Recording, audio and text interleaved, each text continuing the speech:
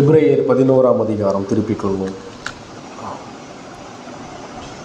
20 முதல் 22 வரைக்கும் வாசிக்கலாம். 20 முதல் 22 வரைக்கும். விசுவாசத்தினாலே ஈசாக்கு வரும் காரியங்களை குறித்து யாக்கோபையும் ஏசாவையும் ஆசீர்வதித்தான். விசுவாசத்தினாலே யாக்கோபு தன் மரண காலத்தில் யோசேப்பினுடைய குமார இருவரையும் ஆசீர்வதித்து தன் கோலின் முனையிலே சாய்ந்து தொழுது கொண்டார். விசுவாசத்தினாலே யோசேப்பு இஸ்ரவேல் புத்திரர் எகிப்து தேசத்தை விட்டு புறப்படுவார்கள் என்பதை பற்றி தன் அந்திய காலத்தில் பேசி தன் எலும்புகளை குறித்து கட்டளை கொடுத்தான் என்பதை நாம் ஜெபித்து தேவனுடைய வார்த்தையை நாம் சிந்திக்கலாம். பரிசுத்தம் உள்ள தேவனே, நேரத்தில் நாங்கள் உடைய தெய்வீக அதிகாரம் உள்ள குறைவற்ற தெளிவான போதுமான வல்லமையுள்ள இருவரும் கருக்குள்ள ஜீவனுள்ள வித்தாய் இருக்கிற களங்கமில்லாத ஞானப்பல்லாக கண்ணாடியாக அக்கினியாக சமட்டியாக இருக்கிற நம்முடைய வேதத்தை தியானிக்க வந்திருக்கிறோம். இப்படி வேதமே இல்லாமல் ஒருபோதும் உன்னை பேசுவதில்லை. வேதம் மட்டுமே உண்மை வெளிப்படுத்துகிறது. இப்பொழுதும் உம்முடைய பரிசுத்த ஆவியினரை கொண்டு உம்முடைய வார்த்தையின் மூலமாய் உம்முடைய குமாரனாகிய கிறிஸ்துவுடைய மகிமையை பார்ப்பதற்கு எங்களுக்கு வேண்டிய கிருபைகளை தந்தரும். இயேசு கிறிஸ்து மூலமாக ஜெபிக்கிறோம் பிதாவே, ஆமென்.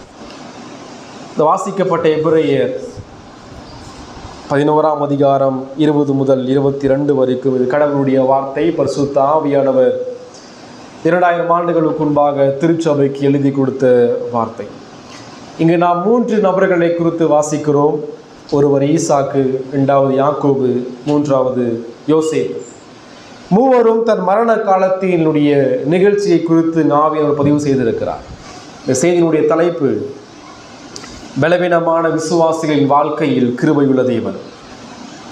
இந்த எபிரேய நிருபமானது 1ஆம் நூற்றாண்டிலே வாழ்ந்த எபிரேய யூத கிறிஸ்தவர்களுக்கு எழுதப்பட்ட ஒரு நிருபம். காரணம், பலவிதமான உபத்திரவத்தினாலே ரோம அரசாங்கத்தினாலும் மற்ற சக ஜனங்களாலும் பாதிக்கப்பட்டு உபத்திரவப்படுத்தப்பட்டு பாடுபடுத்தப்பட்ட அந்த திருச்சபை நாளடைவில் விசுவாசத்தை விட்டு வழிவிலகி சென்றது. நாளடைவிலே கிறிஸ்துவுடைய மரணத்தை நிராகரித்தது. கிறிஸ்துவுடைய பலியை நிராகரித்து மீண்டும் மோசையின் சடங்குகளுக்காக திரும்பி தேவாலயத்திலே மிருகங்களை பலி செலுத்த திரும்பினார்கள். சபை கூடுதலை நிராகரித்து அவர்கள் சென்றார்கள். அவருடைய விசுவாச வாழ்க்கை ஊசலாடி கொண்டிருந்தது. இப்படிப்பட்டதான சூழ்நிலையிலே தேவன் இந்த நிருபத்தை இந்த திருச்சபைக்கு எழுதுகிறார். இந்த நிருபமானது கிறிஸ்துவுடைய மகத்துவமான தன்மையை குறித்து பேசுகிறது. ஒரு விசுவாசுடைய வாழ்க்கையில பின்மாற்றம் எங்கு ஆரம்பிக்கிறது என்றால், இயேசுவை பற்றிதான உயர்வான சிந்தனை இல்லாத பொழுது அங்கு அவருடைய பின்மாற்ற வாழ்க்கை துவங்குகிறது. ஆவிக்குரிய வாழ்க்கை தொய்ந்து போகிறது. ஏன் இந்த திருச்சபையினுடைய மக்கள் வாழ்க்கையில இந்த அளவுக்கு பிரச்சனைகள்? ஏன் அவர்கள் மீண்டும் பழைய சடங்குகளுக்கு திரும்பினார்கள்? ஏன் அவர்கள் கிறிஸ்துவுடைய பலியையும் பரிந்து பேசுதலையும் நிராகரித்தார்கள்? ஏன் அவர்கள் சபை கூடுதலை நிராகரித்து போனார்கள்? காரணம், விசுவாச குறைபாடு. அவர்களிடம் மெய்யான விசுவாசம் இல்லை. இந்த 11ஆம் அதிகாரத்தை இந்த ஆசிரியர் ஆரம்பிக்கும் பொழுது இதனுடைய பின்னணியை குறித்து நாம் பார்க்கும் பொழுது 10ஆம் அதிகாரம் 25 முதல் 24 முதல் வாசிக்கும் போது அவங்க சொல்றார், சபை கூடுதலை விட்டு விடுகிறது போல நாமும் விட்டு விடாமல் ஒருவருக்கு ஒரு புத்தி சொல்ல கிடவும். இப்ப சபை கூடுதலுக்கு விசுவாசத்துக்கு என்ன சம்பந்தம்? சபை கூடுதலுடைய முக்கியத்துவத்தை குறித்து பேசின ஆவியானவர் 10ஆம் அதிகாரத்தின் முடிவில் அவர் பேசுகிறார், விசுவாசத்தினாலே நீதிமான் பிழைப்பான். நீதிமான் பிழைப்பான் என்றால் வருகிறவர் சீக்கிரம் வருவார், தாமதம் பண்ணால் கிறிஸ்து வரப்போறார். அப்ப கிறிஸ்துடைய வருகையில யார் பிழைக்க முடியும்? நீதிமான் மட்டும் தான் பிழைக்க முடியும். அந்த நீதி நம்முடைய நீதி அல்ல, கிறிஸ்துவுடைய நீதி விசுவாசத்தின் மூலமாய் நம் மீது சுமத்தப்படுகிறது. குற்றவாளிகளாக, கடனாளிகளாக, நிர்வாணிகளாக வாழ்ந்த நம்மீது கிறிஸ்துவுடைய நீதி சுமத்தப்பட்டு நாம் நீதிமான்கள் ஆக்கப்பட்டு தேவனோடு ஒப்புரவாக்கப்படுகிறோம். இப்ப யார் கிறிஸ்துவுடைய வருகையிலே பிழைக்க முடியும்? யார் நித்தியத்திற்குள்ளாக பிரவேசிக்க முடியும்? யார் பரலோகத்திற்கு போக முடியும்? நீதிமான்கள் மட்டும்தான் போக முடியும். அந்த நீதி எதன் மூலமாய் கொடுக்கப்படுகிறது? விசுவாசத்தின் மூலமாய் கொடுக்கப்படுகிறது. விசுவாசம் எங்கிருந்து வருகிறது? விசுவாசம் கேள்வியினால் வரும், தேவனுடைய வசனத்தின் மூலமாக வரும். அந்த தேவனுடைய வசனம் எங்கு பிரசங்கிக்கப்படுகிறது? சபையில் பிரசங்கிக்கப்படுகிறது. எனவே அடிப்படை பிரச்சனை, சபை கூடுதலை நிராகரிக்கிற ஒரு மனிதன் விசுவாசத்தில் வளர முடியாது. விசுவாசம் இல்லாமல் நீதிமானாக்கப்பட முடியாது, பரிசுத்தமாக்கப்பட முடியாது. நீதிமானாக்கப்படாமல், பரிசுத்தமாக்கப்படாமல் கிறிஸ்துவுடைய நியாய தீர்ப்பில் நிலைநிற்க முடியாது, பரலோகத்திற்குள் செல்ல முடியாது. எனவே தான் மீண்டும் இந்த 11ஆம் அதிகாரத்தில் விசுவாசத்தினுடைய குணாதிசயங்களை குறித்து ஆவியானவர் எழுதுகிறார். ஒரு மெய்யான விசுவாசம்னா என்ன? அது என்ன செய்யும்? உங்ககிட்ட இருக்கிற விசுவாசம் அது மெய்யான விசுவாசமா என்பதை ஆராய்ந்து பார்ப்பதற்காக தேவன் நம்மை அழைக்கிறார். விசுவாசம் என்றால் என்னன்னு சொல்லி பார்க்கும் பொழுது மிக முக்கியமாக விசுவாசம் என்பது தேவன் மீதும் அவருடைய வார்த்தையின் மீதும் வைக்கும் உறுதியான நம்பிக்கை. இந்த விசுவாசம் எங்கிருந்து வருகிறது? வேதம் சொல்லுகிறது, எல்லாரும் அக்கிரமத்திலும் பாவத்திலும் மரித்து போய் இருக்கிறோம், நம்மிடம் விசுவாசம் இல்லை என்று வேதம் சொல்லுகிறது. ஒரு ரட்சிக்கப்படாத பாவியினிடம் விசுவாசம் இல்லை, அவனாக விசுவாசிக்க முடியாது. எனவே விசுவாசம் எங்கிருந்து வருகிறது? விசுவாசம் என்பது தேவனுடைய கிருபையினால் கொடுக்கப்படுகிறது, தேவனுடைய வார்த்தையிலிருந்து அருளப்படுகிறது, தேவனுடைய குமாரனில் நிறுவப்படுகிறது. விசுவாசம் எவ்வாறு கொடுக்கப்படுகிறது? விசுவாசம் என்பது தேவனுடைய கிருபையினால் கொடுக்கப்படுகிறது, தேவனுடைய வார்த்தையிலிருந்து அருளப்படுகிறது, தேவனுடைய குமாரனில் நிலைநாட்டப்படுகிறது. இதுதான் விசுவாசத்தை தேவன் நமக்கு அளிக்கிற முறைமைகள். அக்கிரமத்திலும் பாவத்திலும் மரித்திருக்கிற நம்முடைய ஆத்துமாவை தேவன் என்ன செய்கிறார் என்றால், தமது பரிசுத்த ஆவியானவரை கொண்டு கிறிஸ்துவின் சுவிசேஷத்தின் மூலமாய் நம்முடைய ஆத்துமாவை உயிர்ப்பித்து மறுபிறப்பை கொடுத்து அதற்கு பிறகு விசுவாசத்தையும் மனம் திரும்புதலையும் அளித்து நம்மை மீட்டுக் கொள்கிறார். இங்கு நாம் சிந்திக்கும் பொழுது 3 நபர்கள், ஈசாக்கு, யாக்கோபு, யோசேப்பு. இந்த 11ஆம் அதிகாரத்தை வாசிக்கும் பொழுது விசுவாச பட்டியலில் ஆதியாகம புத்தகத்திலிருந்து நாம் வாசிக்கிறோம். உலகம் எவ்வாறு உண்டானது? உலகம் தேவனுடைய வார்த்தையால் உண்டானது.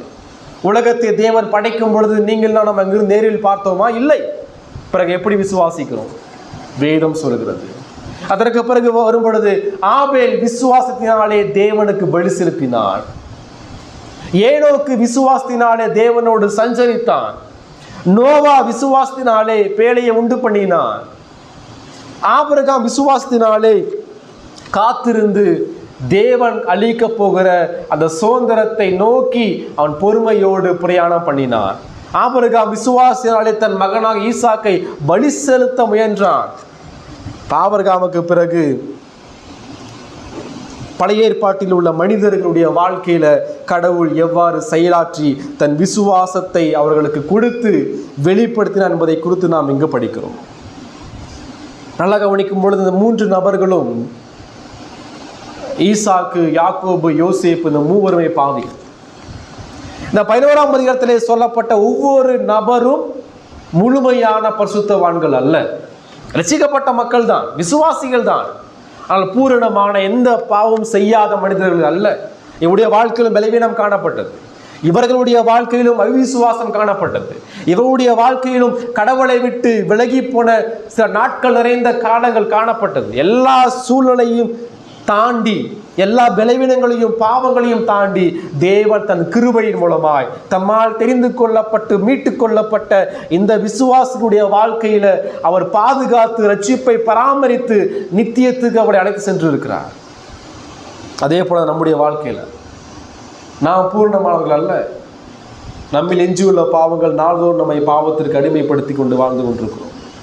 நாள்தோறும் பாவத்திற்கு கீழ்ப்படிந்து கொண்டிருக்கிறோம், தேவனை எதிர்க்கிறோம். ஆனாலும் நம்முடைய விசுவாசம் குறைந்து போகும் பொழுது தேவன் அவருடைய வார்த்தையின் மூலமாய் ஆவியானவரை கொண்டு நம்மில் விசுவாசத்தை வர்த்திக்கப்படுகிறார். காரணம், நாம் அவருடைய பிள்ளைகளாக இருக்கிறோம், அவருடைய ஆவியானவர் நம்மில் வாசமாக இருக்கிறார். ஈசாக்கு மிக பலவீனமான மனிதன். ஈசாக்குடைய வாழ்க்கையில அவருடைய நன்மையை விட அவருடைய பாவத்தை குறித்து அதிகமான வேதத்தில் வாசிக்கிறோம். அதே போல யாக்கோபு மிக மோசமான ஒரு பாவி, ஏமாற்றின ஒரு பாவி. ஆனால் இவருடைய பெயர்கள் அனைத்தும் இந்த விசுவாச பட்டியலில் தேவன் கிருபையாய் அமைத்திருக்கிறார். காரணம், ரட்சிப்பு என்பது தேவனுடையது, பரிசுத்தவான்களினுடைய பாதுகாப்பு என்பது அது தேவனுடையது. அவர் தம்மால் மீட்டு கொள்ளப்பட்ட மக்களை நித்திய வரைக்கும் பாதுகாத்து அழைத்து செல்கிற தேவனாகவே காணப்படுகிறார். இந்த மனிதர்களுடைய வாழ்க்கையில விசுவாசம் வெளிப்படும் பொழுது அந்த விசுவாசத்திற்கு 3 காரியங்கள் அஸ்திபாரமாய் காணப்பட்டது.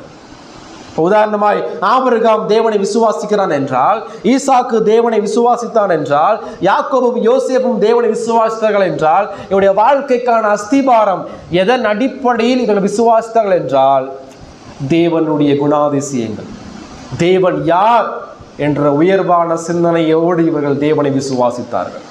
இரண்டாவது, தேவனுடைய குறைவற்ற தவறளிக்காத வார்த்தையின் மூலமாய் தேவனை விசுவாசித்தார்கள்.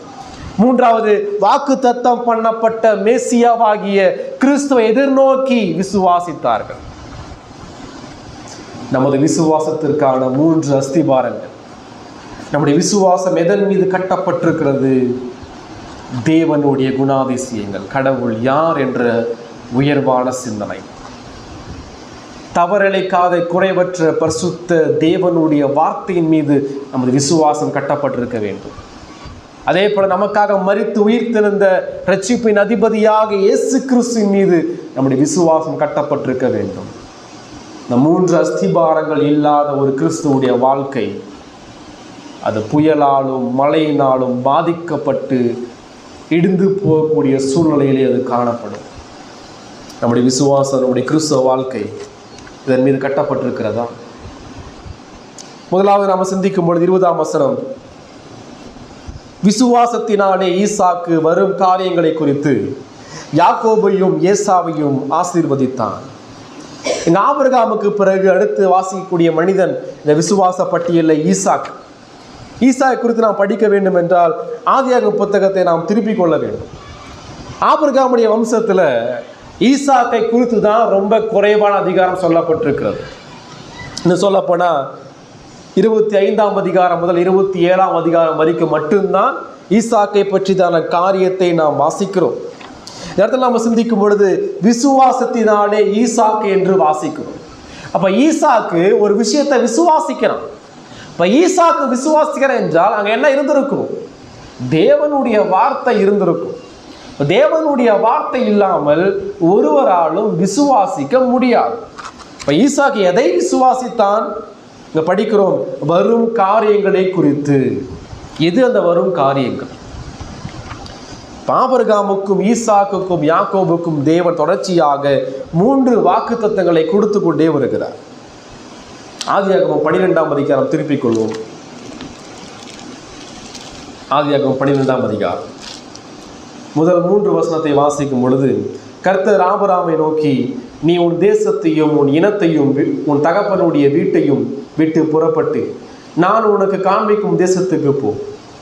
நான் உன்னை பெரிய ஜாதியாக்கி உன்னை ஆசீர்வதித்து உன் பேரை பெருமைப்படுத்துவேன். நீ ஆசீர்வாதமாய் இருப்பாய். உன்னை ஆசீர்வதிக்கிறவர்களை ஆசீர்வதிப்பேன், உன்னை சபிக்கிறவனை சபிப்பேன். பூமியில் உள்ள வம்சங்கள் எல்லாம் உனக்குள் ஆசீர்வதிக்கப்படும் என்றார். இந்த தேவன் ஆபிரகாமுக்கு 3 வாக்குத்தத்தங்களை கொடுக்கிறார். ஒன்று தேசம், 2வது சந்ததி, 3வது அந்த சந்ததியின் மூலமாய் மற்ற புறஜாதிகளுக்கான ஆசீர்வாதம். முதலாவது தேசம், 2வது சந்ததி, 3வது புறஜாதிகளுக்கான ஆசீர்வாதம். இந்த 3 வாக்குத்தத்தங்களையும் தேவன் ஆபிரகாமுக்கு கொடுக்கிறார். அதே போல 26ஆம் அதிகாரம்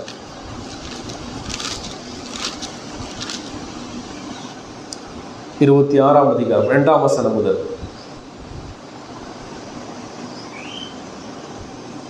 கர்த்தர் அவனுக்கு தரிசனமாகி, நீ எகிப்துக்கு போகாமல் நான் உனக்கு சொல்லும் தேசத்திலே குடியிரு. இந்த தேசத்திலே வாசம் பண்ணு. நான் உடனே கூட இருந்து உன்னை ஆசீர்வதிப்பேன். நான் உனக்கும் உன் சந்ததிக்கும் தேசங்கள் யாவையும் தந்து உன் தகப்பனாகிய ஆபிரகாமுக்கு நான் இட்ட ஆணை நிறைவேற்றுவேன். எந்த ஆணை? 3 வாக்குத்தத்தங்கள். 5ஆம் வசனம் பாருங்க, நான் உன் சந்ததியை வானத்தின் நட்சத்திரங்களைப் போல பெருக பண்ணி உன் சந்ததிக்கு தேசங்கள் யாவையும் தருவேன்.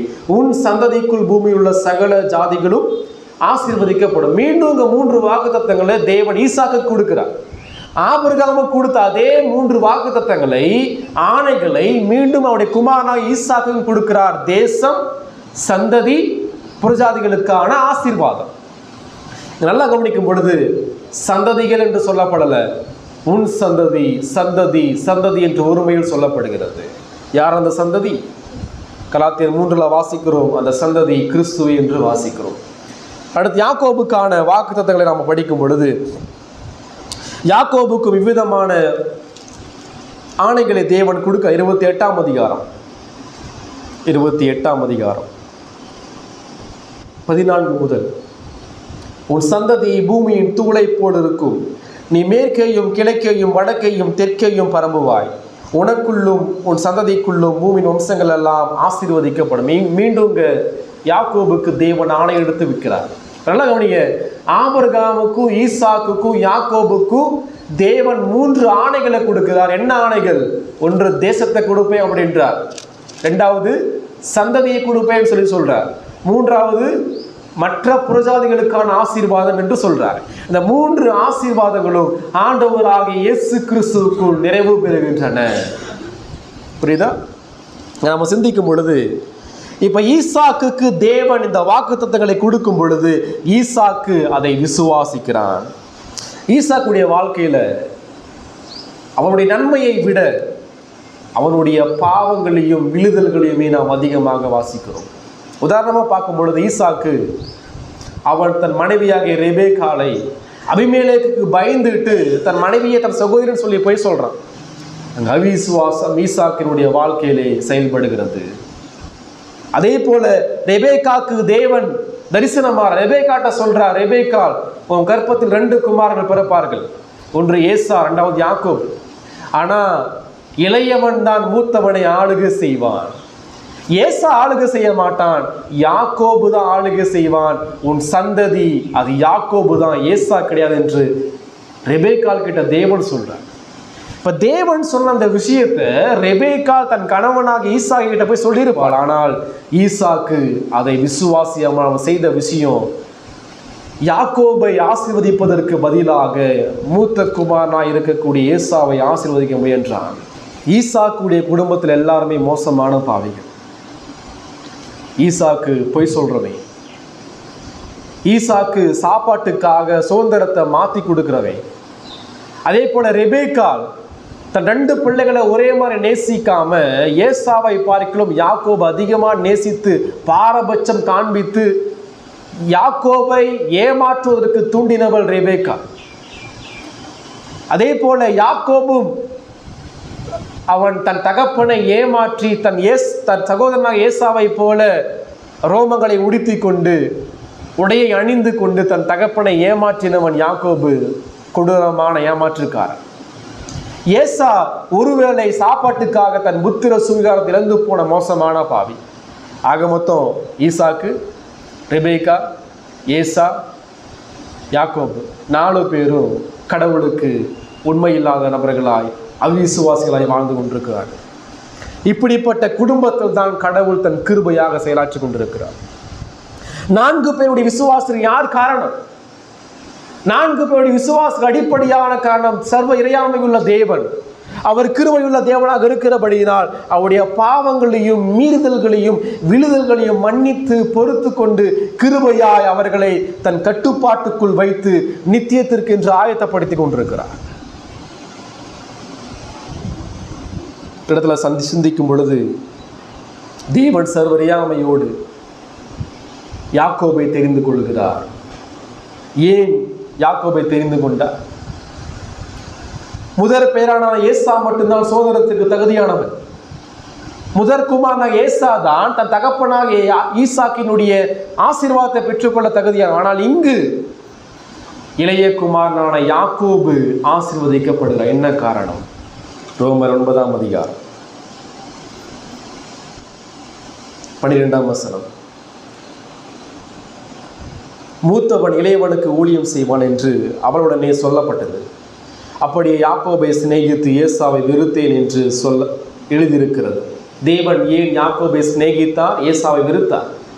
2 பேத்துல யார் நல்லவர்கள்? யாக்கோபு நல்லவனா ஏசா நல்லவனா? ரெண்டு பேரும் மிக மோசமான பாவிகள். தேவன் ஏன் யாக்கோபை நேசித்து ஏசாவை வெறுத்தார்? பதில் 15ஆம் வசனம். அவர் மோசையை நோக்கி, எவன் மேல் இரக்கமாய் இருக்க சத்தமாய் இருப்பேனோ அவன் மேல் இரக்கமாய் இருப்பேன், எவன் மேல் உருக்கமாய் இருக்க சத்தமாய் இருப்பேனோ அவன் மேல் உருக்கமாய் இருப்பேன். தேவன் ஏன் யாக்கோபை நேசித்து ஏசா வெறுத்தார்? பதில், இது தேவனுடைய விருப்பம். தேவனுடைய விருப்பம். ரெண்டு பேர் நரகத்திற்குரியவர்கள். தேவனுடைய நீதி செலுத்தப்படணும்னு சொன்னா ஏசாவு நரகத்துக்கு போகணும், யாக்கோபு நரகத்துக்கு போகணும். ஆனால் தேவனுடைய கிருபை ஒருவனை மாத்திரம் தெரிந்து கொள்கிறது. காரணம், இது தேவனுடைய தீர்மானம், திட்டம், சித்தம், ஆலோசனை, அவருடைய சர்வ இறையாண்மை.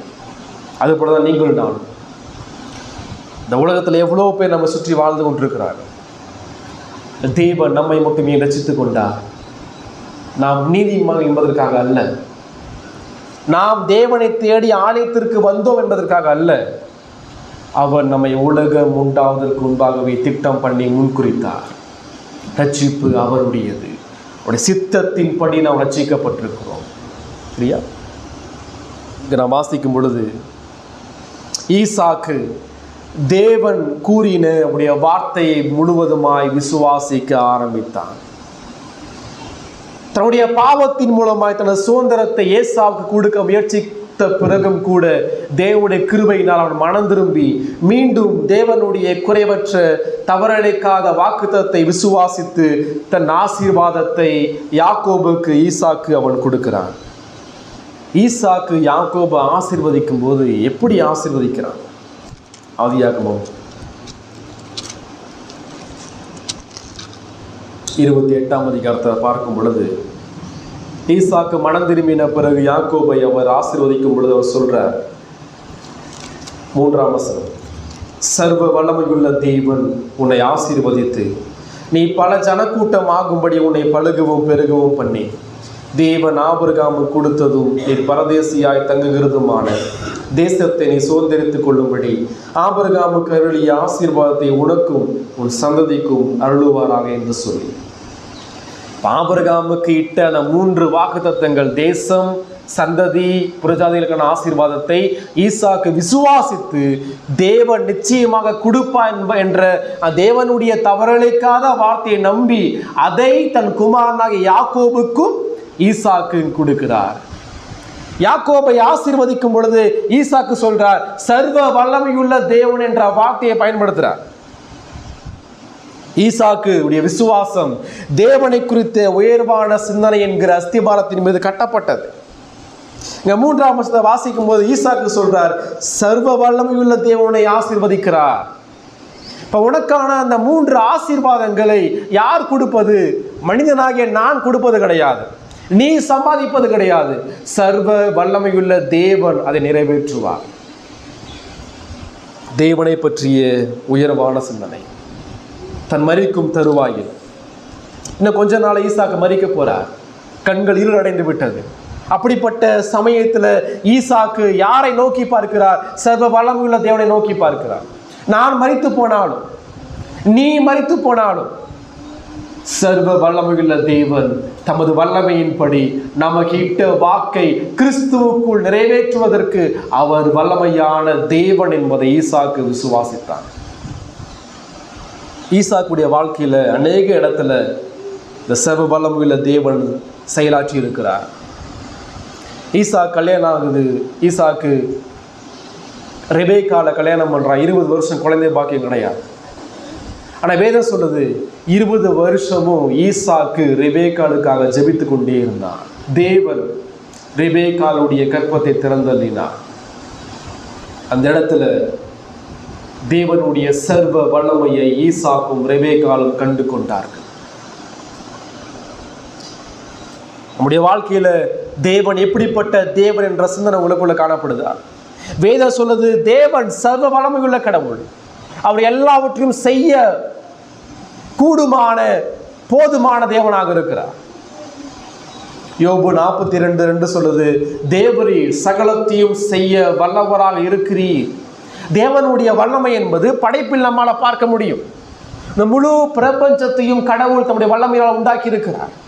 தேவனுடைய வல்லமை என்பது ரட்சிப்பில் நம்மால் பார்க்க முடியும். யார் ரட்சிக்கப்படக்கூடும்? மனுஷரால் இது கூடாதுதான், தேவனாலே எல்லாம் கூடும். இப்ப படைப்பிலும் ரட்சிப்பிலும் பராமரிப்பிலும் தேவன் தன்னுடைய வல்லமையை வெளிப்படுத்தி கொண்டே இருக்கிறார். அந்த வல்லமையுள்ள தேவன் தான் நம்முடைய வாழ்க்கையிலும் நம்முடைய விசுவாசத்திற்கு அஸ்திபாரம் உள்ள தேவனாகவே இருக்கிறார். இந்த யூத முதலாம் நூற்றாண்டு எபிரேய கிறிஸ்தவர்கள் தேவனை மறந்து போனார்கள். ரோம அரசர் எதிர்க்கும் பொழுது, துன்பப்படுத்தும் பொழுது, கொலை செய்யும் பொழுது, மற்ற புறஜாதிகளும் யூதர்களும் திருச்சபையை தாக்கும் பொழுது, உபத்திரவத்தின் ஊடாக செல்லும் பொழுது, வாக்குத்தத்தம் பண்ணின தேவன் சர்வ வல்லமையுள்ள தேவன் என்பதை மறந்து போனார்கள். எனவேதான் விசுவாச வாழ்க்கையில பின்மாற்றம். இந்த சர்வ வல்லமையுள்ள தேவனுக்கு ஈசாக்கு பயந்து வாழ்ந்தான். ஆதியாகமம் 31:42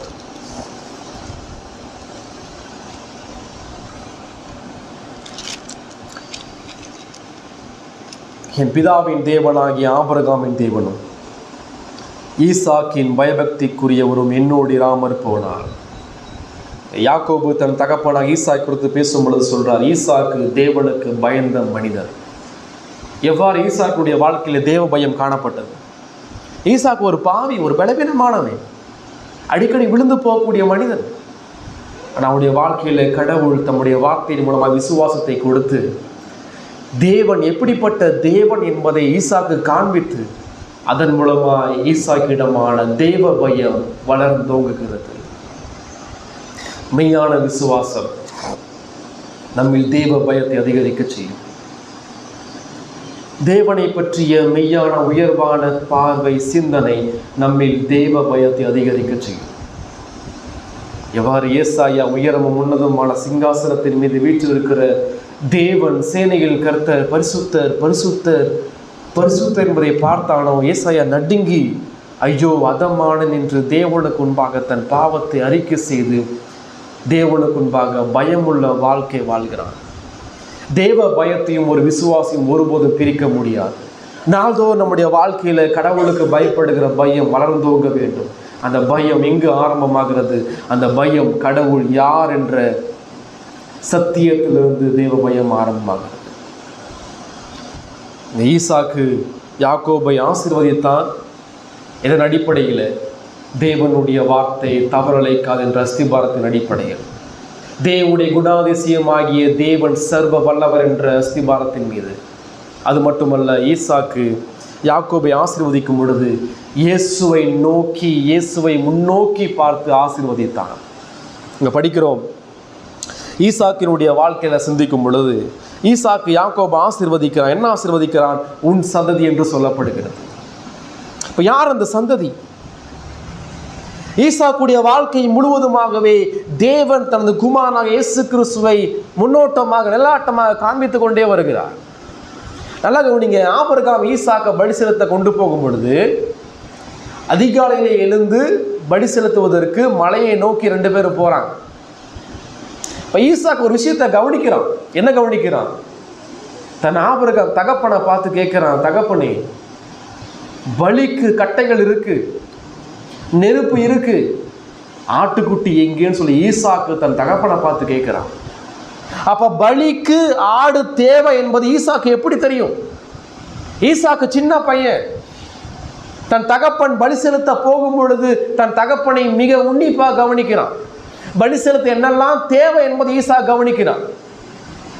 அந்த கேள்வி எதை நமக்கு காண்பிக்கிறது? ஈசா கேட்டான், தகப்பனை ஆட்டுக்குட்டி எங்க அப்படின்னா, ஈசாக்கு தெரியும் பலி செலுத்துவதற்கு என்ன தேவை என்பது ஈசாக்குக்கு ஆபிரகாம் சிறு வயது முதலே கற்றுக் கொடுத்து கொண்டே வந்தான். ஆட்டுக்குட்டி எங்கே? இந்த கேள்விக்கு என்ன பதில்? மோரியா மலைக்கு போகும் பொழுது ஆபிரகாம் சொல்றான், தேவன் பார்த்துக் கொள்வார். மலைக்கு போறாங்க, பலிபீடம் ரெடியா இருக்கு. ஈசாக்குடைய கரத்தை கட்டி மேல படுக்க வைத்து வெட்டுவதற்கு கையன் ஆபிரகாம் நோங்குற வரைக்கும் ஈசாக்கு அமைதி காத்து கொண்டிருக்கிறான். சிறு வயது முதலிருந்தே ஈசாக்குக்கு ஆபிரகாம் தேவனுடைய வார்த்தைகளை ஊட்டி ஊட்டி கடவுள் எப்படிப்பட்டவர் என்பதை காண்பித்துக் கொண்டே இருக்கிறான். பலி செலுத்த என்ன வேணும் என்பதை ஈசாக்கு தெரியும். ஏன் பலி என்பதையும் ஆபிரகாம் போதித்து இருக்கிறான். ஏன் பலி? ஏன் நம்ம பலி செலுத்த வேண்டும்? ஏன் பலி என்றால் தேவன் பரிசுத்த, நான் பாவி, நான் பாவத்தோடு அவரோடு நெருங்க முடியாது, அவரை தொழுது கொள்ள முடியாது. பாவியாக என் மீது உள்ள பரிசுத்தனுடைய கோபத்தை நிவிர்த்தி செய்ய ரத்தம் சிந்தப்பட வேண்டும். ரத்தம் சிந்தப்பட வேண்டும் என்றால் ஒரு ஆட்டுக்குட்டி தேவை என்பதை ஈசாக்குக்கு ஆபிரகாம் கற்றுக் கொடுத்து கொண்டே வந்தான். சிறு வயது முதலே ஆபிரகாம் வரக்கூடிய வாக்குத்தத்தம் பண்ணப்பட்ட ஜீவனுள்ள வித்து, ஸ்திரீயினுடைய வித்து, ஆபேல் பலி செலுத்தின அந்த ஆட்டுக்குட்டி, ஆபிரகாமுக்கு வாக்குத்தத்தம் பண்ணப்பட்ட அந்த சந்ததியாகிய இயேசுவை குறித்து தேவன் பழைய ஏற்பாட்டில் பேசிக்கொண்டே வருகிறார். ஈசா கேட்கிறான், தகப்பனே ஆட்டுக்குட்டி எங்கே? இந்த கேள்விக்கு பதில் பல ஆயிரம் ஆண்டுகள் கழித்து புதிய ஏற்பாட்டில் யோவான் 1ஆம் அதிகாரம் 29ஆம் வசனத்தை வாசிக்கும் பொழுது யோவான் ஸ்நானகன் சொல்கிறார், இதோ உலகத்தின் பாவத்தை சுமந்து தீர்க்கிற தேவ ஆட்டுக்குட்டி. பழைய ஏற்பாட்டில் ஈசா கேட்ட கேள்வி, தகப்பனே ஆட்டுக்குட்டி எங்கே? இந்த கேள்விக்கு பதில் புதிய ஏற்பாட்டில் தீர்க்கதரிசியாகிய 1வது தீர்க்கதரிசி யோவான் ஸ்நானகன் சொல்றார், இதோ உலகத்தின் பாவத்தை சுமந்து தீர்க்கிற தேவ ஆட்டுக்குட்டி. அவன் யாரை கை காட்டினான்? நடந்து போய் கொண்டிருக்கிற இயேசுவை கை காட்டினார். இதோ ஆட்டுக்குட்டி சென்று கொண்டிருக்கிறார். அவர் இயேசு கிறிஸ்து, ஆதியிலே முன்குறிக்கப்பட்ட ஆட்டுக்குட்டி, பழைய ஏற்பாட்டிலே முன்னறிவிக்கப்பட்ட ஆட்டுக்குட்டி. அனைத்து பலிகளும் இந்த ஆட்டுக்குட்டியை முன்னோக்கி எதிர்நோக்கி நம்மை துரத்துகிறது. அந்த ஆட்டுக்குட்டி தேவனின் கோபத்தை முழுமையாய் நிவிர்த்தி செய்கிற ஆட்டுக்குட்டி. அவர் ஆட்டுக்குட்டி மாத்திரமல்ல, அவர் மேய்ப்பனாக இருக்கிறார். அவர் மேய்ப்பனாக மாத்திரமல்ல, பிரதான ஆசாரியராகவும் இருக்கிறார். அந்த ஆட்டுக்குட்டி நமக்காக வெட்டப்பட்டது, பலி செலுத்தப்பட்டது. ஈசாக்கு சொல்றான், உன் சந்ததி ஆசீர்வதிக்கப்படும் சொல்லி யாக்கோபை 28ஆம் அதிகாரம் 4 ஆசீர்வதிக்கிறான். நீங்க பழைய ஏற்பாடு ஃபுல்லா வாசிக்கும் போது தேவன் சொல்றார், உன் சந்ததி சந்ததி என்று ஒருமையிலே சொல்லிக் கொண்டே வருவார். சந்ததிகள் என்று சொல்ல மாட்டார். சந்ததிகள் சொன்னா பல, ஒன்றுக்கு மேற்பட்ட. சந்ததின்னு சொன்னா ஒரு சந்ததி. ஆபிரகாமுக்கு சந்ததி ஈசாக்கு, ஈசாக்குக்கு சந்ததி யாக்கோபு. ஆனா இந்த கோத்திரத்துல பார்க்கும் பொழுது ஒரு சந்ததி படிப்படியாக கடந்து கொண்டே வருகிறது. அந்த சந்ததி யார்? கலாத்தியர் 3ஆம் அதிகாரம்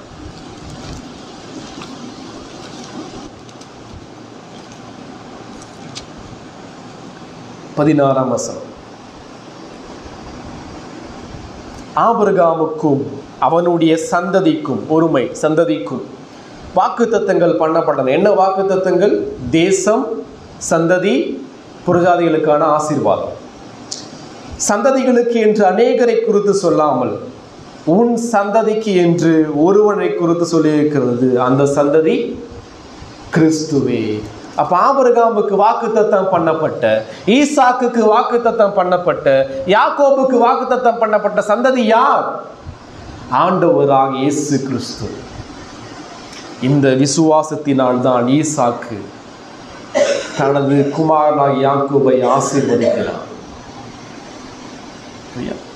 இரண்டாவது நாம் சிந்திக்கும் பொழுது 21ஆம் வசனம், எபிரேயர் 11ஆம் அதிகாரம் 21ஆம் வசனம்.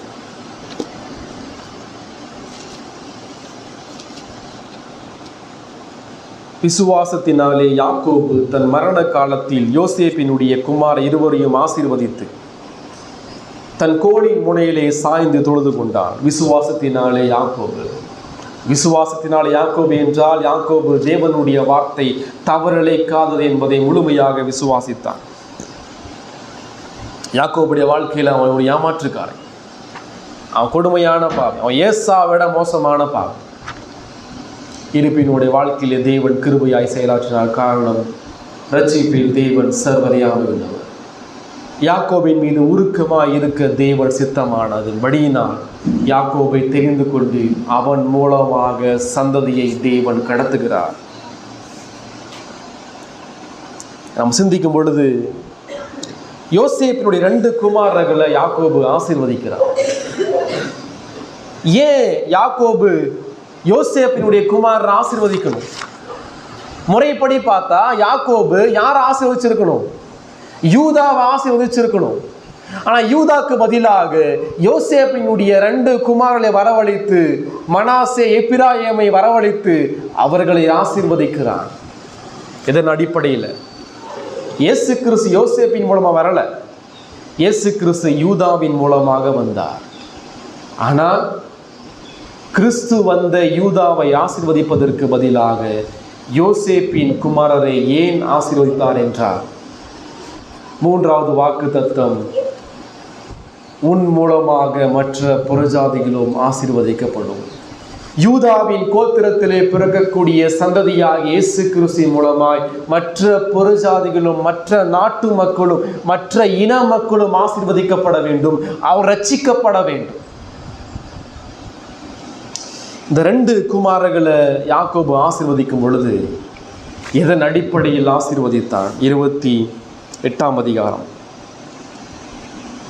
48ஆம் அதிகாரம், ஆதியாகமம் 48ஆம் அதிகாரம்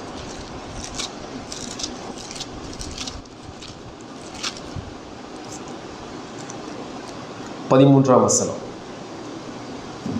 பின்பு யோசேப்பு அவ்விருவரையும் கொண்டு வந்து எப்பிராயீமை தன் வலது கையினால் இஸ்ரவேலின் இடது கைக்கு நேராகவும் மனாசேயை தன் இடது கையினால் இஸ்ரவேலின் வலது கைக்கு நேராகவும் விட்டான். 15ஆம் வசனம் முதல், அவன் யோசேப்பை ஆசீர்வதித்து, என் பிதாக்களாகிய ஆபிரகாமும் ஈசாக்கும் வழிபட்டு வணங்கிய தேவனும், நான் பிறந்த நாள் முதல் இந்நாள் வரைக்கும் என்னை ஆதரித்து வந்த தேவனும், எல்லா தீமைக்கும் நீங்களாக்கி என்னை மீட்ட தூதனுமானவர் இந்த பிள்ளைகளை ஆசீர்வதிப்பாராக. யாக்கோபு யோசேப்பின் குமார இருவரையும் ஆசீர்வதிக்கும் போது என்ன கூறுகிறார் என்பதுதான் மிக முக்கியம். ஏன் ஆசீர்வதித்தார் என்ற கேள்விக்கு பதிலாக யாக்கோபு எதன் அடிப்படையில் எப்பிராயீமையும் மனாசேயையும் ஆசீர்வதித்தார்? இங்கேயும் நாம் பார்க்கும் பொழுது மனாசே மூத்தவன், எப்பிராயீம் இளையவன். ஆனால் இளையவனை முதலாவதாக தேவன் ஆசீர்வதிக்கிறார். காரணம், தேவனுடைய திட்டம், தேவனுடைய தெரிந்தெடுப்பு. நாம் சிந்திக்கும் பொழுது யாக்கோபு தேவனை பற்றிய உயர்வான சிந்தனையோடு இருவரையும் ஆசீர்வதிக்கிறார்.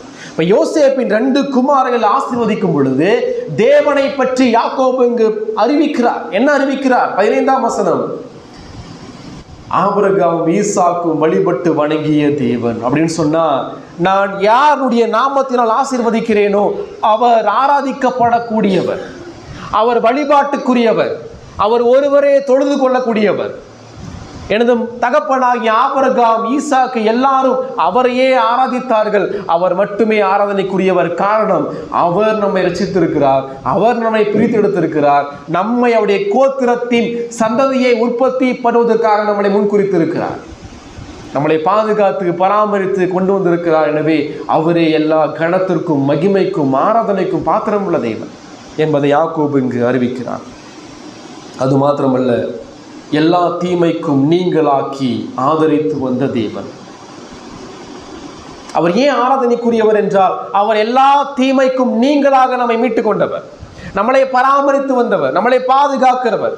இம்மட்டுமாய் எல்லா எதிரிகள் கைகளிலிருந்தும் எல்லா பாவத்தின் அடிமைத்தனத்திலிருந்தும் நம்மை மீட்டு இன்றைக்கு வாக்கு தத்தங்களை உடையவர்களாக மாற்றியிருப்பதினால் அவர் ஆராதனைக்குரியவர் என்பதை யாக்கோபு இங்கு பேசுகிறார். அவர் மீட்ட தூதனுமானவர், தேவன் ஆராதனைக்குரியவர், அவர் பராமரிக்கிறவர், அவர் மீட்டவர், ரட்சிக்கிறவர். இங்க மீட்ட தூதன் என்பது இயேசு கிறிஸ்துவை குறித்து பேசப்படுகிறது. கிறிஸ்டோபோனின்னு சொல்லுவாங்க. பழைய ஏற்பாட்டில் கிறிஸ்து தன்னை வெளிப்படுத்தினார், தூதனாக தன்னை அநேக இடத்துல வெளிப்படுத்தி இருக்கிறார். மீண்டும் யாக்கோபு தேவனை பற்றி என்ன சொல்கிறார்? 49:25, உன் தகப்பனுடைய தேவனாலே அப்படி ஆயிற்று, அவர் உனக்கு துணையாயிருப்பார், சர்வ வல்லவராலே அப்படி ஆயிற்று. ஆபிரகாம் தேவனை பற்றி என்ன சொல்கிறார்? அவர் சர்வ வல்லவர். ஈசாக்கு என்ன சொல்கிறார்? தேவன் சர்வ வல்லவர். யாக்கோபு என்ன சொல்கிறார்? தேவன் சர்வ வல்லவர். கடவுளை குறித்த உயர்வான சிந்தனை இந்த மக்களுக்கு காணப்பட்டது. மீண்டும் தேவனை பற்றிய வேதபூர்வமான உயர்வான சிந்தனை மட்டுமே விசுவாசத்தை வளர்க்கிறதாய் காணப்படுகிறது. தேவனை பற்றிய உயர்வான சிந்தனை மட்டுமே வேதத்தை முழுமையாய் விசுவாசித்து இந்த வேத அதிகாரத்திற்கு ஒப்பு கொடுப்பது உதவி செய்கிறது. தேவனை பற்றிய உயர்வான சிந்தனை தான் ஒட்டுமொத்த இறையிலுடைய அஸ்திபாரமாய் காணப்படுகிறது. யாக்கோபு என்ன செய்கிறான்? சர்வ வல்லமையுள்ள பராமரித்த மீட்டு கொண்ட தேவனுக்கு பதிலாக யாக்கோபு எண்ணத்தை செலுத்துகிறான் என்றால் எபிரேயர் 11:21 வாசிக்கும் போது யாக்கோபு தன் கோலின் முனையிலே சாய்ந்து தொழுது கொண்டான் என்று வாசிக்கும். என்ன செய்யறான் யாக்கோபு? தன் மரிக்கும் தருவாயில் கட்டிலில் படுத்து கொண்டிருக்கிறான். அவ்வளவுதான், யாக்கோபுடைய வாழ்க்கை முடிஞ்சு. யாக்கோபு கொஞ்ச நேரத்தில் சாக போறான். சாவதற்கு முன்பாக தன் குமாரரை கூப்பிட்டு ஒவ்வொருவரையும் ஆசீர்வதிக்கிறான். ஆசீர்வதித்து முடித்த பிறகு அவன் செய்கிற விஷயம் என்ன தெரியுமா? தேவனை விசுவாசிக்கிறான். பழைய ஏற்பாட்டில் வாசிக்கும் போது படிக்கிறோம், தன் கோத்திரங்களை தன் பிள்ளைகளை ஆசீர்வதிப்பதற்கு முன்பாகவே அவன் ஒன்று செய்கிறான்.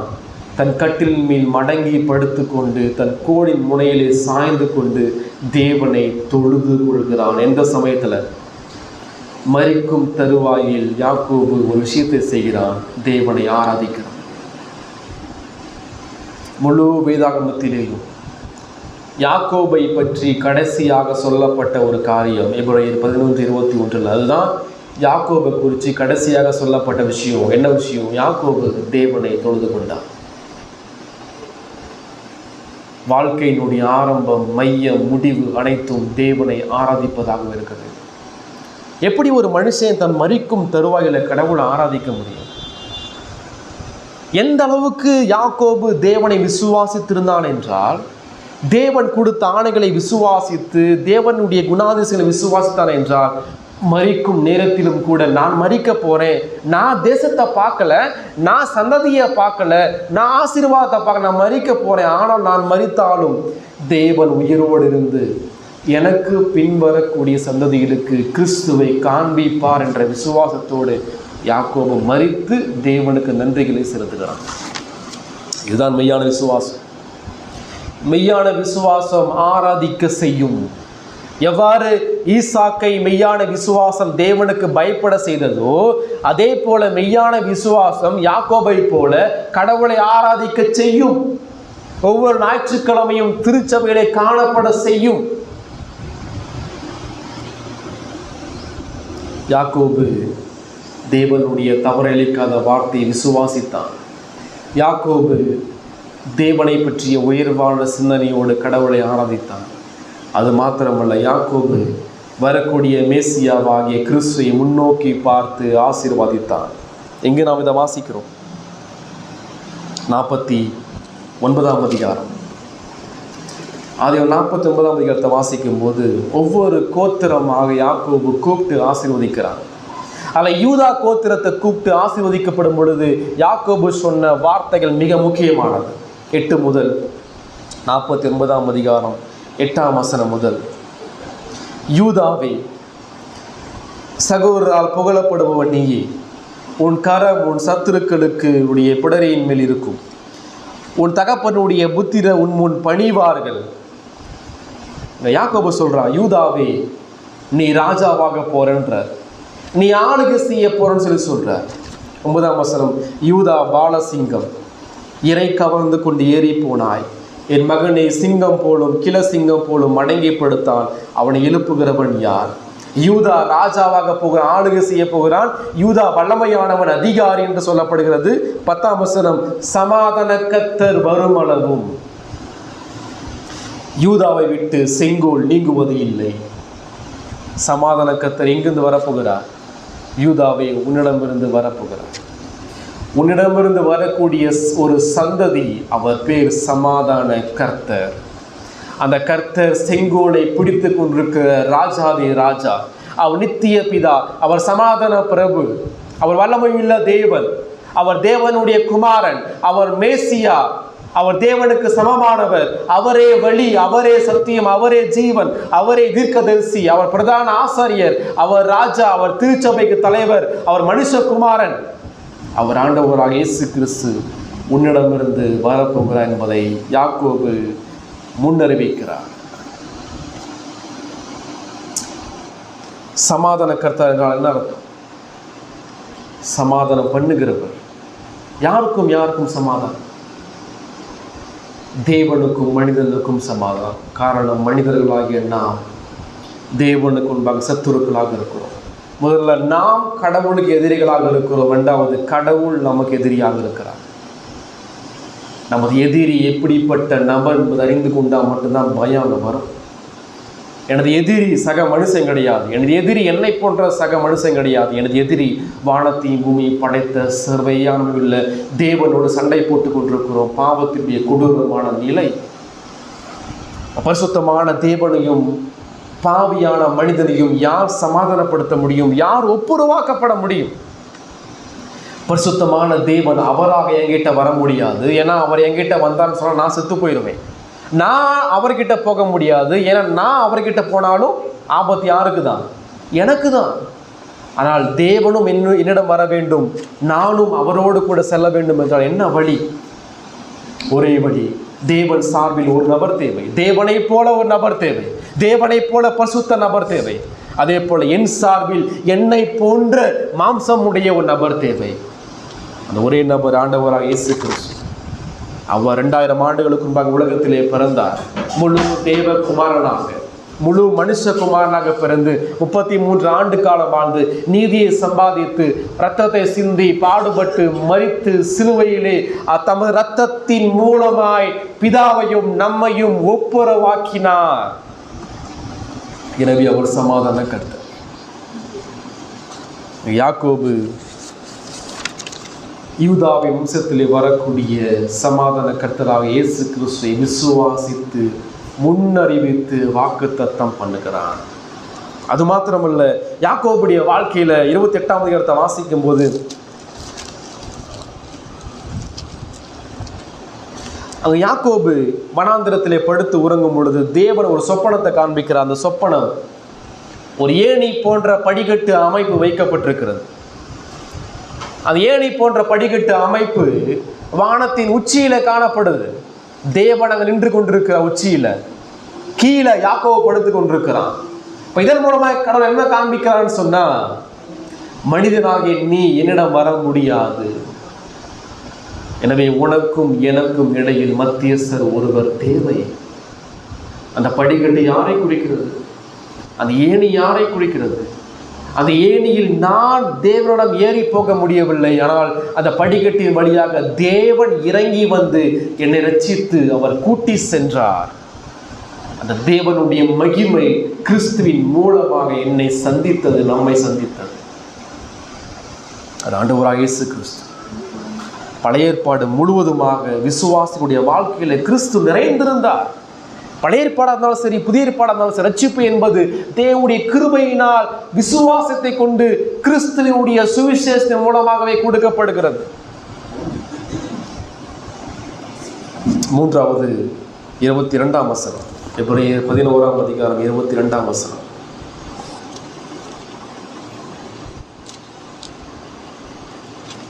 விசுவாசத்தினாலே யோசேப்பு இஸ்ரவேல் புத்திரர் எகிப்து தேசத்தை விட்டு புறப்படுவார் என்பதை பற்றி தன் அந்திய காலத்திலே பேசி தன் எலும்புகளை குறித்து கட்டளை கொடுத்தான். யோசேப்புடைய வாழ்க்கையை குறித்து நாம் படிக்கிறோம். யோசேப்புடைய வாழ்க்கை வரலாறு ஆதியாகமத்தில் மற்ற மனிதர்களை காட்டிலும் அதிகமான அதிகாரங்களை உள்ளடக்கியிருக்கிறது. 37ஆம் அதிகாரம் முதல் 50ஆம் அதிகாரம் வரைக்கும் ஆதியாகமத்தில் யோசேப்புடைய வாழ்க்கை குறித்து படிக்கிறோம். ஏன் இந்த அளவுக்கு யோசேப்பை குறித்து ரொம்ப விளக்கமா தேவன் பேசுறார்? யோசேப்புடைய வாழ்க்கை மூலமாக என்ன கற்றுக்கொள்கிறோம்?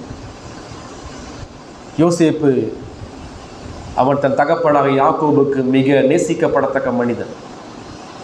தன் சகோதரால் வெறுக்கப்பட்ட ஒரு மனிதன். கொலை செய்யக்கூடிய திட்டம் பண்ணப்பட்ட ஒரு இளம் வாலிபன் யோசேப்பு. குழியில தூக்கி போடப்பட்டான்.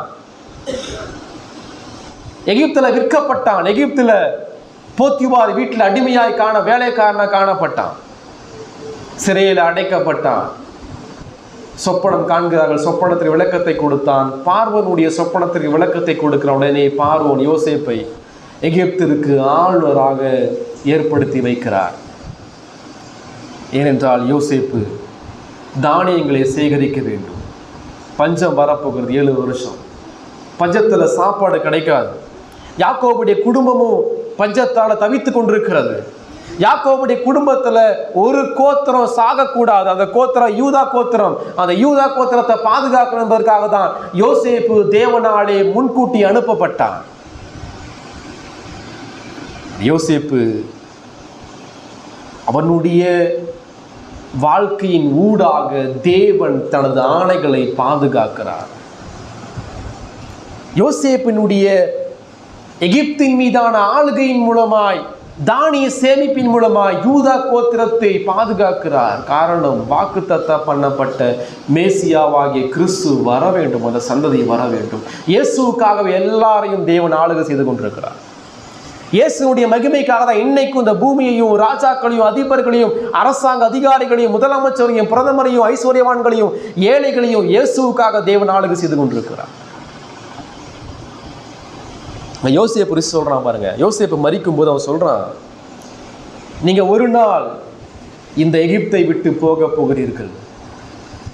யோசேப்பு தன்னுடைய தகப்பன் குடும்பத்தை பார்த்து சொல்றான், நீங்கள் ஒரு நாள் எகிப்தை விட்டு போக போறீங்க. எப்போன்னு தெரியும், ஆனால் நீங்கள் போகும் பொழுது என் எலும்பை கொண்டு போங்கள், இங்கிருந்து கொண்டு போங்கள் அப்படின்றார்.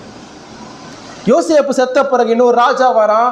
400 வருஷம் அடிமைத்தனத்தில் காணப்படுறாங்க. ஆனால் அதுக்கு முன்னாடி யோசேப்பு விசுவாசத்தோடு சொல்றான், தேவன் ஒரு நாள் உங்களை இங்கிருந்து கொண்டு போக போகிறார். எப்படி யோசேப்புக்கு தெரியும்? அடிமைத்தனத்தில் காணப்படுவீங்க, ஆனால் தேவன் என்ன செய்வார்னு சொன்னா உங்களை இங்கிருந்து விடுதலை செய்து கொண்டு போகிறார் என்பது யோசேப்புக்கு எப்படி தெரியும்? காரணம், யோசேப்பு தன் தகப்பன்களுக்கு தேவன் வாக்குத்தத்தம் பண்ணின சந்ததியையும் தேசத்தையும் ஆசீர்வாதத்தையும் விசுவாசித்தான். எனவேதான் சொல்றான், நீங்க போகும் பொழுது என் எலும்பை கொண்டு போங்க. அந்த விசுவாசம் யோசேப்பிடம் காணப்பட்டது. யோசேப்புடைய வாழ்க்கையில கடவுள் உண்மையுள்ள கடவுள் என்பதை யோசேப்பு விசுவாசித்தான். ஆரம்பம் முதல் யோசேப்பு வாழ்க்கை ஃபுல்லாவே நாம் பார்க்கும் பொழுது யோசேப்பு எதன் அடிப்படையில் பாவத்தை மேற்கொண்டான், இதன் அடிப்படையில் யோசேப்பு அந்த பாவ இச்சைகளை மேற்கொண்டு பரிசுத்தமாய் வாழ்ந்தான்னு சொன்னா கடவுளை பற்றி தான் உயர்வான சிந்தனை, கடவுள் இங்கு இருக்கிறார், நான் என்னை கவனிக்கிறார் என்ற சிந்தனை யோசேப்பிடம் காணப்பட்டது. குழியில தூக்கி போடப்பட்டான். குழியில தண்ணியும் இல்லை கல்லும் இல்லை, இருந்தா என்ன இருக்கும்?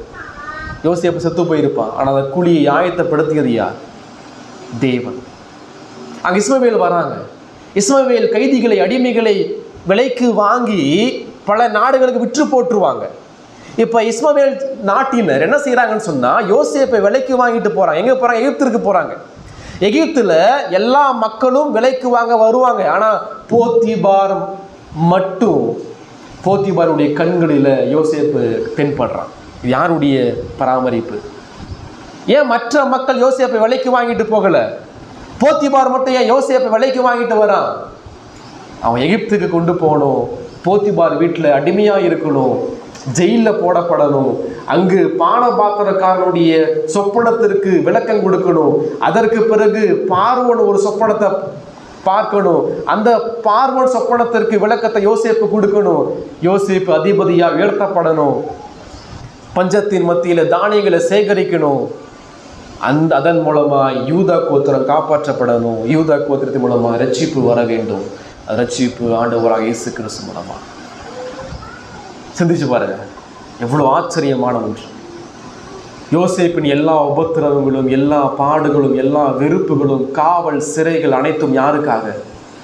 இயேசுவுக்காக, இயேசு கிறிஸ்துடைய மீட்பிற்காக. அந்த மீட்பின் மூலமா எங்கிருக்கிற நீங்களும் நான் ரட்சிக்கப்பட என்பதற்காக தேவன் தன் சர்வ ஞானத்தின் மூலமாய் முழு உலகத்தையும் பராமரித்துக் கொண்டிருக்கிறார். யோசேப்பு தேவனுடைய தவறளிக்காத வார்த்தையின் மீது விசுவாசித்தான். யோசேப்பு தேவன் உண்மையுள்ளவர் என்று நம்பினான். யோசேப்பு இயேசுவை எதிர்நோக்கி காத்திருந்தான். யோசேப்பு சொல்றான் பாருங்க, 49ஆம் அதிகாரம், ஆதியாகமம் 49ஆம் அதிகாரம், 45ஆம் அதிகாரம், ஆதியாகமம் 45ஆம் அதிகாரம் 5ஆம் வசனம். என்னை இவ்விடத்தில் வரும்படி விற்று போட்டதினால் நீங்கள் சஞ்சலப்பட வேண்டாம், அது உங்களுக்கு விசனமாய் இருக்கவும் வேண்டாம்.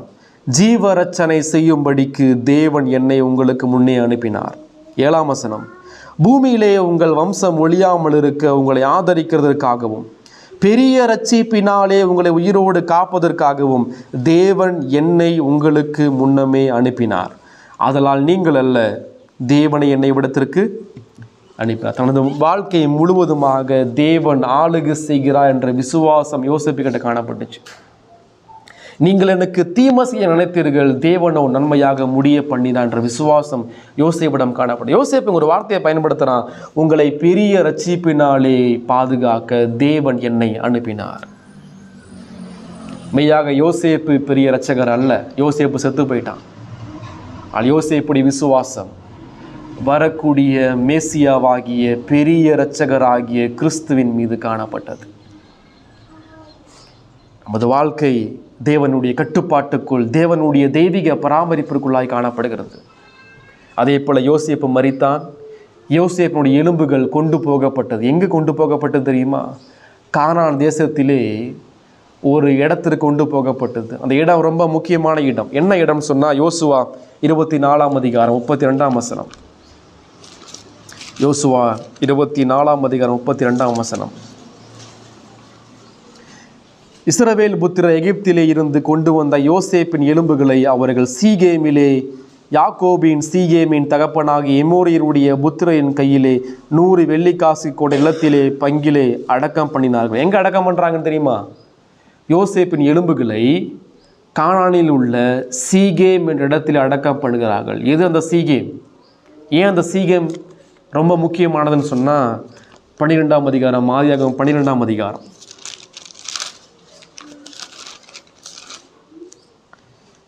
6ஆம் வசனம். ஆபிரகாம் தேசத்திலே சுற்றி திரிந்து சீகேம் என்னும் இடத்திற்கு சமீபமான மோரே என்னும் சமபூமி மட்டும் வந்தான். அக்காலத்திலே கானானியர் தேசத்திலே இருந்தார்கள். ஆபிரகாமுக்கு தேவன் வாக்குத்தத்தம் பண்ணும்போது எங்கிருந்து பண்ணுறாருன்னு சொன்னால், சீகேமிலிருந்து பண்ணுறார். ஸ்டார்ட் பண்ணுறார், ஒரு வட்டத்தை ஆரம்பிக்க ஸ்டார்ட் பண்ணுறார். சீகேமில் ஸ்டார்ட் பண்ணுறார். அந்த வட்டம் கடைசியில் வந்து சீகேமிலேயே முடிகிறது. யோசேப்பின் எலும்புகள் அடக்கம் பண்ணப்பட்டது. கடவுள் எந்த அளவுக்கு உண்மையுள்ள கடவுள், எந்த அளவுக்கு வாக்கு மாறாத கடவுளாக இருக்கிறார். இந்த மூவருடைய வாழ்க்கை நாம் பார்க்கும் பொழுது பிரதானமாக கற்றுக்கொள்கிற காரியம் என்ன? ஈசாக்கு, யாக்கோபு, யோசேப்புடைய வாழ்க்கை சிந்திக்கும் பொழுது பாவத்தை தவிர ஒன்றுமே பார்க்க முடியாது. ஆனால் தேவனுடைய கிருபை அவருடைய வாழ்க்கையிலே செயல்பட்டது. அவருடைய விசுவாசம் தேவனுடைய வார்த்தையின் மீது காணப்பட்டது. விசுவாசம் தேவனுடைய குணாதிசத்தின் மீது காணப்பட்டது. விசுவாசம் இரட்சகராகிய கிறிஸ்துவின் மீது கட்டப்பட்டது. நம்முடைய விசுவாசம் எங்கு காணப்படுகிறது? இந்த யூத மக்களைப் போலவே நாம் அடிக்கடி சபையை நிராகரித்து கிறிஸ்துவை மறுதலித்து போய் கொண்டிருக்கிறோம். இந்த யூத மக்களைப் போலவே, எபிரேய கிறிஸ்தவர்களைப் போலவே நாம் உபத்திரவத்தின் மத்தியிலே தேவனை மறந்து வாழ்ந்து கொண்டிருக்கிறோம். காரணம், விசுவாசம் இல்லை. ஆனால் இயேசுவை நோக்கி பாருங்கள். இயேசு மகா பெரிய இரட்சகராக நமக்காக உலகத்திலே வந்தார், மரித்தார், அடக்கம் பண்ணப்பட்டார், உயிர்த்தெழுந்தார், தேவனுடைய வலது பாசத்தில் இன்றும் வீற்றிருக்கிறார். வாக்குத்தத்தம் பண்ணப்பட்ட மேசியாவாகிய கிறிஸ்து இன்றைக்கும் அவர் ஆளுகை செய்து கொண்டிருக்கிறார். சபையை அவர் ஆளுகை செய்து கொண்டிருக்கிறார். உங்கள் விசுவாசம் எங்கே இருக்கிறது? உங்கள் விசுவாசத்தை பரிசோதித்து பாருங்கள்.